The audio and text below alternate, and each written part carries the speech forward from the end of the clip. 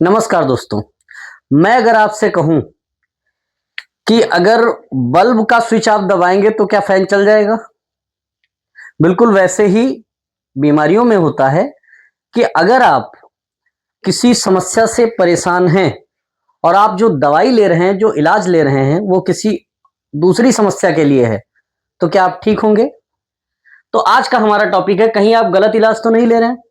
जब बात मलद्वार से संबंधित बीमारी की आती है, जैसे पाइल्स, फिशर, फिस्टुला, इन समस्याओं में तो पर्सन डॉक्टर के पास जाने से पहले अपने आप इलाज करता है।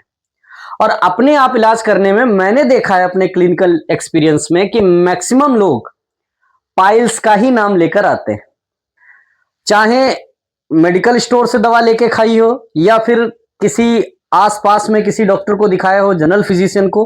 लेकिन उनके बताने का तरीका ये होता है कि डॉक्टर साहब मुझे पाइल्स हुआ है, तो जो डॉक्टर साहब हैं या जो मेडिकल स्टोर पे दवा लेने जा रहे हैं वो भी उसी हिसाब से दवा दे देते हैं।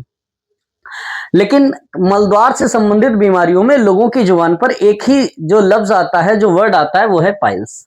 जबकि कई सारी समस्याएं हैं, जैसे फिशर है, फिस्टुला है, प्रोक्टाइटिस है या फंगल इन्फेक्शन है या फिर कुछ और चीजें हैं जिनमें ब्लीडिंग कह सकते हैं, जैसे क्रोन्स डिजीज हो गई या फिर कह सकते हैं क्रोन्स डिजीज हो गई, अल्सरेटिव कोलाइटिस हो गई। ऐसी कई समस्याएं हैं जो मलद्वार से संबंधित हैं, लेकिन उनमें नाम एक ही जुबान पर आता है कि पाइल्स हुआ है। अगर मान लो फिशर है तब भी पाइल्स की दवा खाते रहते हैं, कई बार फिस्टुला होता है तब भी पाइल्स की दवा खाते रहते हैं, प्रोक्टाइटिस है या फंगल इन्फेक्शन है, शुरुआत वहीं से होती है। मैं ऐसा क्यों कह रहा हूं? क्योंकि जब मैं अपने क्लिनिक पर पेशेंट्स को देखता हूं तो वो पहले यूट्यूब के माध्यम से या सोशल मीडिया के माध्यम से काफी जानकारी लेके आए होते हैं, वो अपने आप बताने लगते हैं कि हमको ये समस्या है। लेकिन जब हम पर रेक्टम एग्जामिनेशन करते हैं तो हमको पता चलता है कि इनको फिशर है या फिस्टुला है या फंगल इन्फेक्शन है, तो वो कुछ और ही डिफरेंट ही समस्या निकलती है, जबकि वो महीने 2 महीने से दवा खा रहे होते हैं। तो गलती आपकी नहीं है, गलती है जागरूकता की या कह सकते हैं जानकारी की कमी होना। तो जैसे बाकी सारे ऑर्गन्स में कोई समस्या होती है, जैसे आंख में समस्या है तो आंख के डॉक्टर को दिखाते हैं, लीवर में समस्या है तो लीवर से संबंधित डॉक्टर को दिखाते हैं, अगर बोन्स में प्रॉब्लम है तो ऑर्थो वाले डॉक्टर को दिखाते हैं।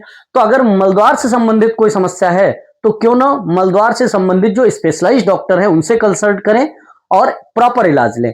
हाँ, जब कभी भी ऐसी कोई समस्या हो तो 1-2 दिन आप घरेलू नुस्खा जरूर आजमाएंगे, ये हमें पता है, आप करके भी दे सकते हैं। लेकिन 1-2 दिन से ज्यादा अगर आपकी समस्या परसिस्ट करती है, जैसे ब्लीडिंग होना या लगातार खुजली होना, मलत्याग के समय दर्द होना या फिर जलन होना, पूरे दिन दर्द रहना, बैठने में अनइजीनेस लगना या पूरे दिन आपको भारीपन लगना, खुजली होना, ऐसी समस्याओं से अगर 1-2 दिन से ज्यादा समस्या है तो अपने आप पाइल्स की दवाई न खाने की बजाय स्पेशलाइज्ड डॉक्टर को मिलिए। अपने आसपास जो भी पाइल्स के लिए या प्रोक्टोलॉजिस्ट हों, जो मलद्वार से संबंधित समस्याओं के स्पेशलाइज्ड डॉक्टर हों, उनसे मिलिए, प्रॉपर चेक करवाइए, डायग्नोसिस बनवाइए और फिर आप दवा लीजिए, आपको बहुत जल्दी आराम होगा। कई बार ऐसा होता है कि जो मलद्वार से संबंधित समस्याएं होती हैं उनमें डॉक्टर जो खाने पीने संबंधित या फिर कहते हैं लाइफस्टाइल संबंधित जो हिदायत देता है, जो परहेज बताता है, अगर व्यक्ति उन सबको फॉलो करता है तो कई बार अन्य चीजों में भी आराम मिल जाता है। लेकिन जो समस्या है वो पूरी तरीके से ठीक नहीं हो पाती और जब दोबारा होती है तो और ज्यादा प्रभाव के साथ होती है और ज्यादा उभर के आती है।